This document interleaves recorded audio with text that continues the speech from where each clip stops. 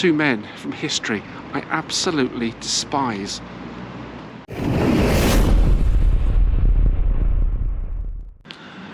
Good morning from the 5th day of my tour around South Wales. Predicted temperature today is around 15 degrees and I hope the sun comes out. Weather yesterday was terrible, especially in the morning, but in the afternoon when I arrived back in Swansea it was in glorious sunshine. So I just hope the worst of the weather has passed. And I went to my favourite Indian restaurant here in Swansea, India. It's a restaurant I used about 4 years ago when I used to come here regularly, and I got to know the owner quite well. And his restaurant really is lovely, most delicious buffet lunch. But I'm back on that golden bridge which I visited the other day. I walked over it yesterday afternoon in brilliant sunshine, and the sun was shining through the shapes on the walls of the bridge and made a very nice decorative pattern on the floor. Really nice to see that. Wonders of architecture. Yeah, really nice. But hopefully the weather will ease off today. Just checked out of my hotel, staying at the Marriott. Oh, what a lovely hotel it is. I'm going to try and find a few more Marriotts to stay at because it really ticks every box for me. Room was just lovely. But today I'm heading to Carmarthen. I'm heading further west, and we're going to visit a place of execution. We're going to visit Carmarthen Castle. So that's the reason I didn't visit Oystermouth Castle yesterday. And we'll see what else we can discover in Carmarthen. Looking forward to visiting Carmarthen. It's a lovely market town. So just walk down to the railway station, catch my train to Carmarthen.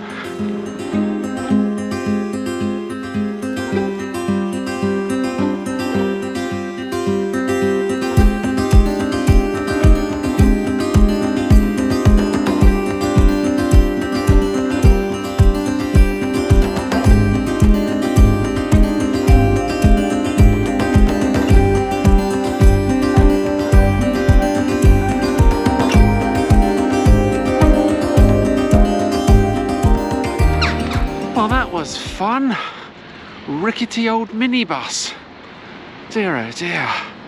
I've travelled in some bus replacement services over the years, but I think that was a bad one. But never mind, I'm here now. I'm greeted by grey skies and a little wind. Touch of rain in the air as well, but there are fragments of blue sky, so I'm hoping that today will turn out all right weather-wise. But Carmarthen, yes, further west, here in Wales. It's a former Roman town. They called it Moridunum, and it translates into which means sea fort, and the Welsh is Carfraidith Inn. I think that's how you spell it, how you pronounce it even, which it translates as Sea Town Fort. But I'm looking forward to exploring the town and seeing what's here. There are a couple of famous people who can call Carmarthen their home. Comedians Helen Lederer and Rod Gilbert were born here, along with the opera singer Wyn Evans. He's the chap on those Go Compare adverts. And a brilliant singer, brilliant tenor. But let's head into the town centre and discover Carmarthen.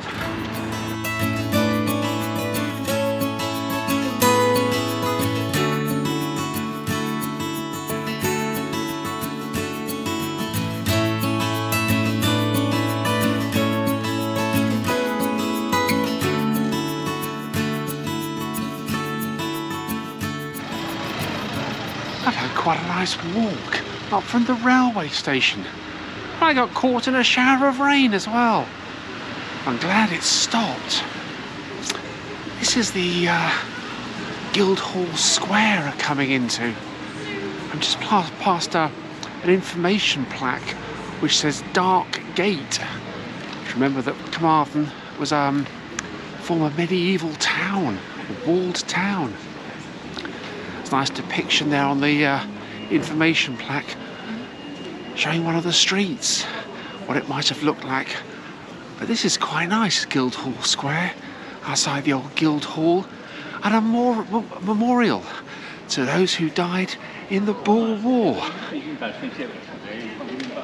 Really rather nice. South Africa, 1899 to 1902. I thought it was 1901 to 1902. It said on the Boer War Memorial yesterday in Swansea. I'll check that and I'll put the correct date on the screen. But it's lovely to see it. Looking up and seeing the lone soldier at the top. Quite different from the memorial yesterday. Still nice to see. As I say, you don't very often see memorials to the Boer War. But that's a nice one as memorials go. Walk a bit further up towards the castle. This is quite a nice decorative street. Carmarthen is relatively unchanged. Medieval street plan is still here. It's really rather nice. There's a building here with a plaque on it. Brindley Richards, musician and composer, was born on November the 13th, 1817. In a house that used to stand on this street. Died in London on the 1st of May, 1885. Got a house there. His father was a musician.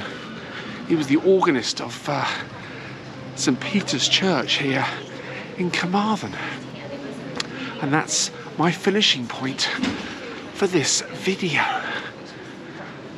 But this is Knott Square up ahead. And a really beautiful statue of a man called Major General Sir William Knott.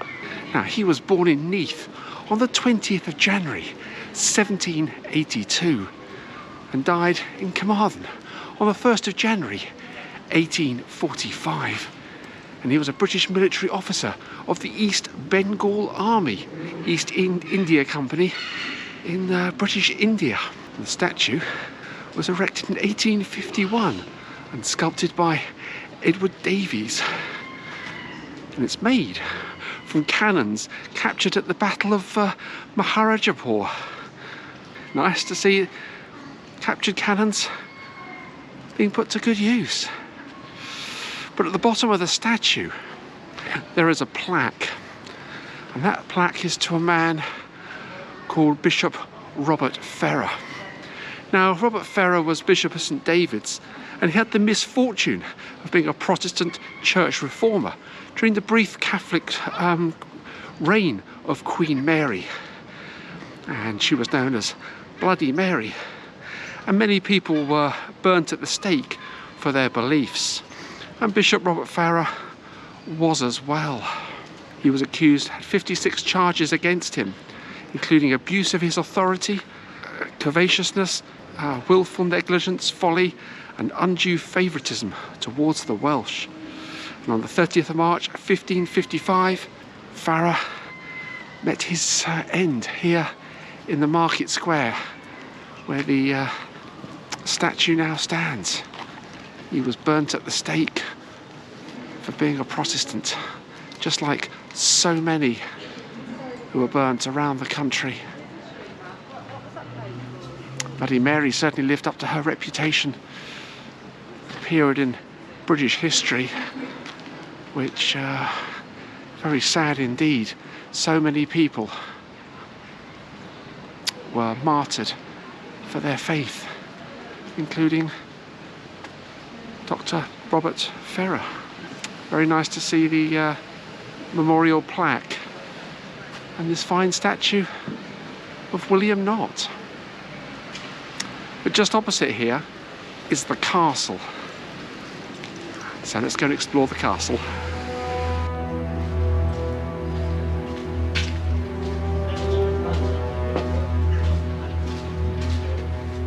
It's actually free to enter the castle, which isn't surprising because there's not much left.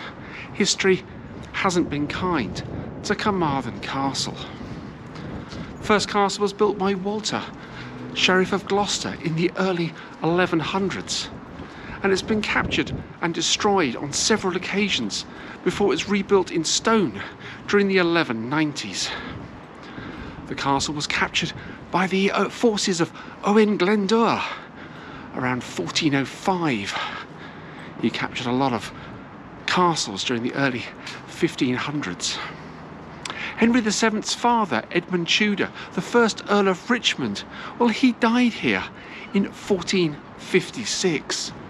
And during the Wars of the Roses, the castle fell to William Herbert. He owned Raglan Castle near Chepstow. And during the English Civil War, it was captured by the Parliamentarian forces and was dismantled in 1648 under the orders of Oliver Cromwell. And you can see that this tower has been slighted. So many castles were slighted during the end of the English Civil War, 1648, 1650, that sort of period of history. That man just destroyed so much of our history and our heritage. And his accomplice, Thomas Fairfax, was equal to blame in that destruction. Two men from history I absolutely despise. It's just an act of needless destruction. The main body of what used to be the castle is now taken up with County Hall. It used to be the county prison here, the old gaol. First used in about 1789 and was dismantled in 1922. The current building is a nice one. It is a nice building. It was designed by Sir Percy Thomas. You can see it, they've made an effort with the towers, the rounded areas on the corners, to make it look a little castle-like. But I'd rather have the remains of some medieval castle in there. Shame the old gaol didn't survive. A lot of old gaols did survive. They've been turned into really good museums. But not here, sadly. But let's head on now through the town and head up towards St. Peter's Church.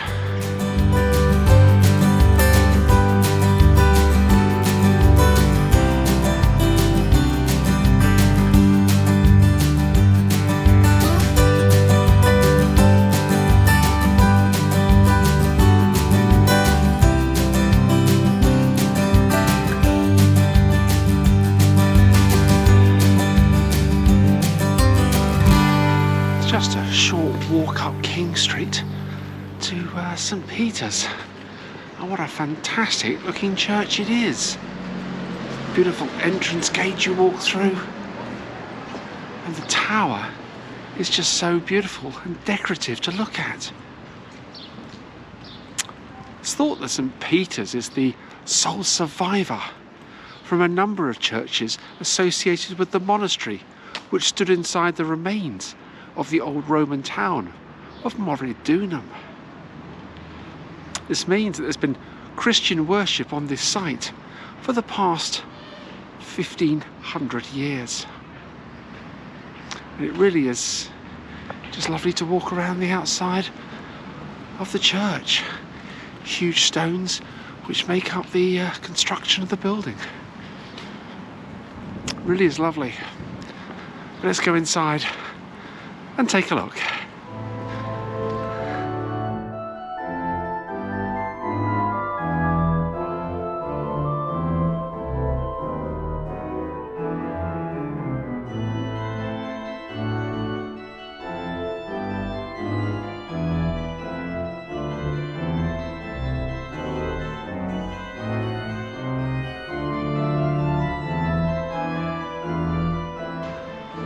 beautiful church inside.